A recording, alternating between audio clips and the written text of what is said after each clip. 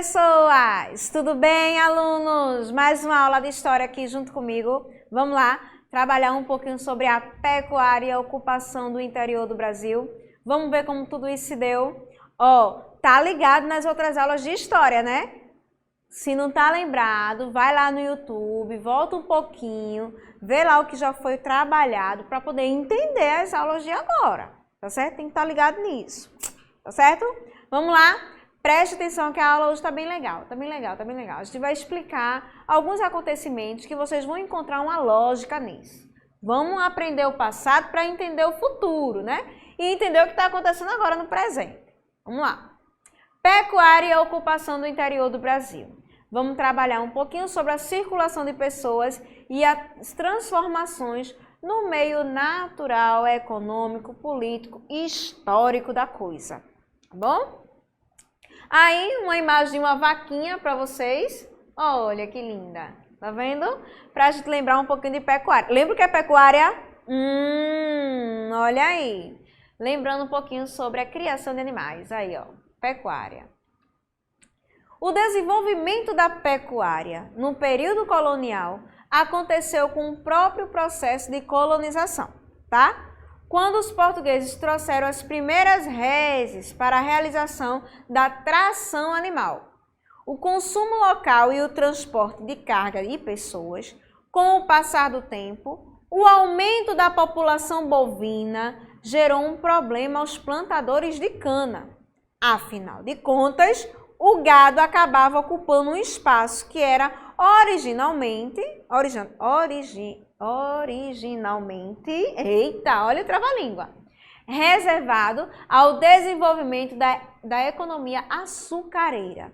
Então, o gado existia, ele veio para trabalhar ali no transporte, locomover as pessoas, levar cargas de um lugar para outro, mas esses animais precisavam de um local e ele estava tomando o espaço onde era para ter, né, as plantações de açúcar, onde tudo se desenvolvia. E agora? O que fazer com os bichinhos? Vamos lá. Com o passar do tempo, a criação de gado passou a ocupar regiões do interior do território brasileiro, que não interferissem na produção do açúcar do litoral. Lembra que a plantação de açúcar era perto, né, de rios, as coisas aconteciam perto de rios, porque era para ter fácil acesso, tudo pronto. Então, esses animais eles foram levados mais para o interior do território brasileiro, tá bom? Para não interferir nas plantações de açúcar. Tal experiência, ocorrida principalmente na região Nordeste, fez com que os primeiros criadores de gado adentrassem o território e rompessem com os limites do Tratado de Tordesilhas. Eita, professora, Tratado de Tordesilhas, lembra o que é isso não, minha gente? Lembra lá, eu já falei isso por aqui, eu acho que já, mas eu vou lembrar para vocês. Portugal, lá, nosso querido Cabral, né, que veio aqui e descobriu o Brasil, aquela coisa toda. Antes dele sair de lá, foi feito um documento, né, não, depois que descobriu o Brasil, né, tudinho, foi feito um documento lá em Portugal, onde pegava uma parte do Brasil e, né, dividia ele em partes, onde deveria ser explorado por determinados reinos, certo? Então, Portugal iria explorar determinada área e outro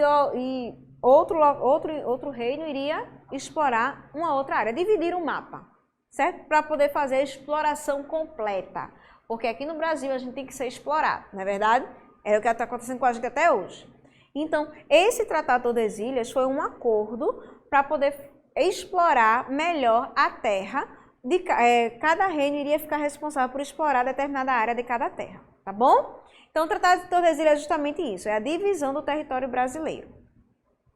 No século XVIII, essa experiência foi potencializada por um decreto da coroa portuguesa, que proibia a criação de gado em uma faixa de terras de 80 quilômetros da costa até o interior. Então, ficou proibido pela coroa portuguesa, né, de se criar esses tipos de animais em uma determinada área, do litoral até o interior, em uma determinada área. Ela colocou esse limite, tá bom? Seguindo o fluxo de diferentes rios, os criadores de gado adentravam o interior do território e, consequentemente, expandiam involuntariamente as possessões coloniais, ao mesmo tempo em que favoreciam o alargamento das fronteiras. A atividade pecuarista desenvolvia relações sociais e econômicas que se distanciavam dos padrões tradicionais ditados pelas plantações agroexportadoras e escravistas do litoral brasileiro, tá certo? Ou seja, começaram, né, a explorar, a adentrar o Brasil, certo? Para poder querer um espaço para a criação desses animais, tá certo? Geralmente, os trabalhadores ligados à pecuária eram brancos, mestiços, índios e escravos alforriados. A existência de escravos era minoritária, ou seja, pequenininha, e grande parte desses trabalhadores, na qualidade de vaqueiros e peões, recebiam uma compensação financeira, considerada regular, pelos seus serviços. Os vaqueiros que coordenavam as atividades junto ao gado e comandavam os peões recebiam 1/4 das crias de rebanho, nascida ao longo de um período de 4 ou 5 anos. Então, existia esse tipo de pagamento com essa troca de serviço com animais. Por meio desse sistema, vimos que a pecuária colonial também era marcada por interessante mobilidade social, aliás, que permitia que os vaqueiros se tornassem donos do seu próprio rebanho. Paralelamente, certo? Vimos que a pecuária colonial destoava das políticas econômicas privilegiadas pela coroa portuguesa. Ou seja, ao invés de produzir riqueza visando a conquista do mercado externo, a pecuária desse tempo concentrava-se no abastecimento das cidades e outros povoamentos do território brasileiro. Então, a pecuária, com o tempo, né, ela não era produzida, não era algo produzido para fora, certo? Mas ela servia como abastecimento e locomoção, né, de um local para outro. Então, os animais eram vistos dessa forma, só para locomover mercadorias de um local para outro, tá certo? E também contribuiu, minha gente, para o povoamento de cidades. Porque, por exemplo, se eu estou deslocando minha mercadoria de um local para outro, certamente algumas travessias, alguns caminhos eram longos, eles tinham que ter pontos de repousos, certo? Esses pontos de repousos, com o tempo, começou também a ser pontos de comércio. Se vira ponto de comércio, então o que é que vai acontecer? As pessoas vão, né, aglomerar, né, no sentido de criar pequenos povoados. Olha aí também, tá vendo? Toda ação tem uma reação. Com o surgimento das atividades mineradoras nas regiões Sudeste e Centro-Oeste, a pecuária ampliou seu mercado consumidor, estabelecendo novas frentes de expansão do Nordeste e na região sul do território. Além de servir para abastecimento da população, ali o deslocamento, né, pessoal? A atividade pecuarista também consolidou um próspero comércio de equinos e muares, usados para o transporte de pessoas e de mercadorias. Geralmente eram organizadas feiras em alguns centros urbanos no interior, onde esses animais eram negociados. Começaram a ver, né, algo bom para a economia. Então, vamos lá começar a comercializar esses animais. Todo mundo precisa de um animalzinho para poder se locomover, para abastecer uma população, até para servir de alimento também. Então, assim, olha aí, produtividade, giro na economia, as coisas começaram a fluir para o lado dos pecuaristas. Vamos ver um pouquinho agora sobre a pecuária no período colonial. Vê só. O gado bovino foi introduzido pelo governador-geral Tomé de Souza em 1549. Tempão, né? Tempão. A pecuária tornou-se a principal atividade complementar, tá bom? Ou seja, ela complementava ali as plantações de açúcar, aquela atividade econômica do açúcar. foi decisiva na penetração rumo ao interior, ocupando o sertão nordestino. Então, foi por meio da pecuária, do gado, do deslocamento de animais e pessoas de um lugar para outro em direção ao interior, que começou essa penetração dentro do interior do Brasil, ocupando o sertão nordestino. Inicialmente, a pecuária contemplava a lavoura canavieira. O gado de quintal era usado como animal de tração e de leite, certo? Era só para isso que ele servia, para transportar e para dar leite. Seguindo o curso dos rios, os rebanhos expandiram-se, O Rio São Francisco era o conhecido como o Rio dos Currais. A pecuária era extensiva. A mão de obra de índios e mestiços era livre. Então, olha aí a expansão da pecuária. Começou a se expandir, certo? Então, não foi só o açúcar, minha gente, que trouxe dinheiro. A pecuária também trazia. A pecuária fez surgir polos comerciais dinâmicos, tais como a Feira de Santana da Bahia e de Sorocaba, lá em São Paulo. A partir do século XVII, paulistas e portugueses levaram o gado para as terras planas e desocupadas do sul, porque era uma região vasta, grande, onde ele podia ali fazer movimentar o seu negócio. O surto da mineração no século XVIII, que é uma coisa que a gente pode se falar, mas esse é assunto lá para o 4º e 5º ano, que vocês vão ver, certo?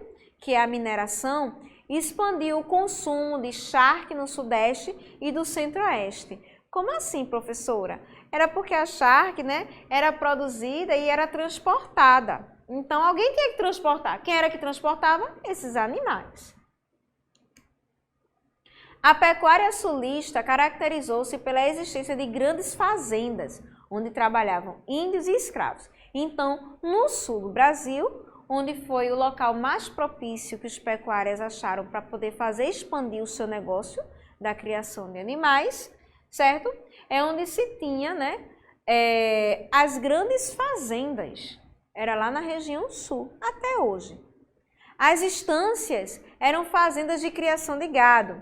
As charqueiras especializaram-se no abate e na produção de carne salgada, que é a charque. E aí, quem não gosta de uma charquezinha? E com cuscuz, tudo de bom. Vamos lá.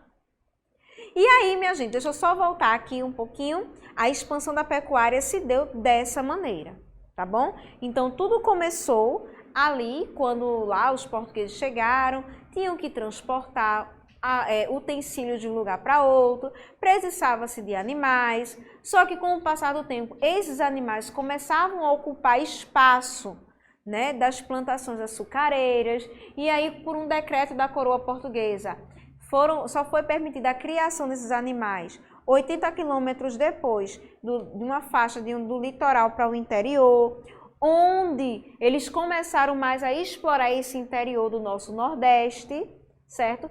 Para tentar encontrar um local propício para a criação desses animais. E aí alguns pecuaristas viram que aquele meio da criação de animais tinha um valor econômico até bom, sustentável, legal. Então começaram a investir nessa expansão. E com o passar do tempo, com a chegada lá do minério, com a exploração dos minérios, então essa criação de animais foi mais propícia lá no sul do Brasil, onde lá no sul do Brasil você pode ver, sim, grandes fazendas, grandes criações de gado, tá certo? E assim se deu a expansão da pecuária. Passando aqui, vamos agora para a atividade. Vamos lá. No Brasil colônia, a pecuária teve um papel decisivo pensa comigo, na ocupação de áreas litorâneas, na formação e exploração dos minifúndios, ou seja, das pequenas terras, fixação do escravo na agricultura, ou na expansão, ou seja, na exploração, adentrando para o interior do nosso território brasileiro. E aí, qual foi o benefício da pecuária? Qual foi o papel, no Brasil colônia a pecuária teve decisivo na história do nosso Brasil? E aí, tempinho para você pensar.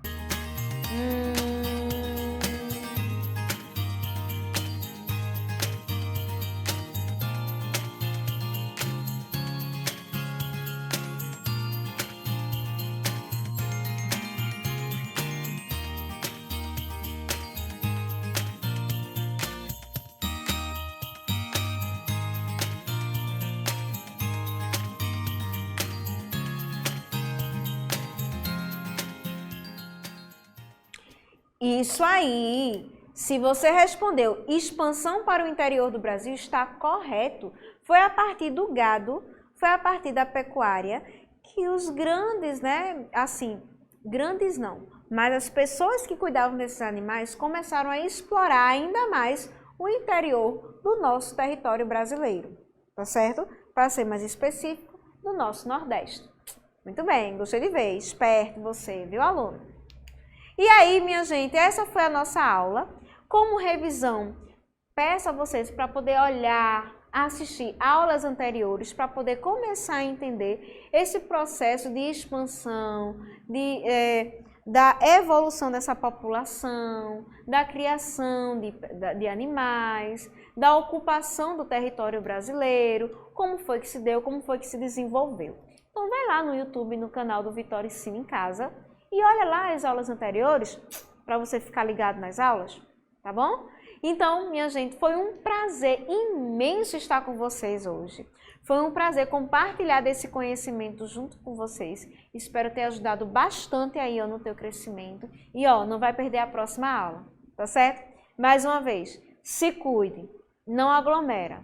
Vamos lá cuidar da nossa saúde e da saúde dos nossos entes queridos, tá certo? Beijo no coração de vocês. E até a próxima. Tchau, tchau, gente.